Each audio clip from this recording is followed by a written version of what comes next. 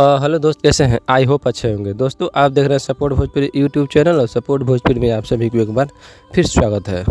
और दोस्तों, रिसेंट ही एक खेसारी लाल यादव जी के गाना आया था, तो हर चाल नवाबी बा। क्या सुपरहिट गाना था, क्या सुपरहिट चल भी रहा है। और दोस्तों, उसी गाने को लेकर खेसारी लाल यादव जी ने एक स्टूडियो में लाइव किस तरह परफॉर्मेंस कर रहे हैं, किस तरह से गाने को गा रहे हैं और क्या बेहतरीन तरीके से गा रहे हैं, आप भी देखिए इस गाने को। गुलाबी बा जुबा पर लागल जाबी बा पढ़े दारू किताबी बा कि तोहर चाल नवाबी बा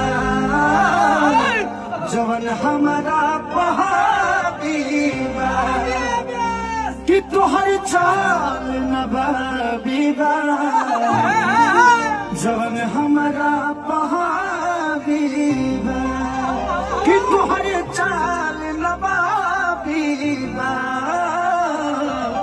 जवन हमारा पहाबी बा।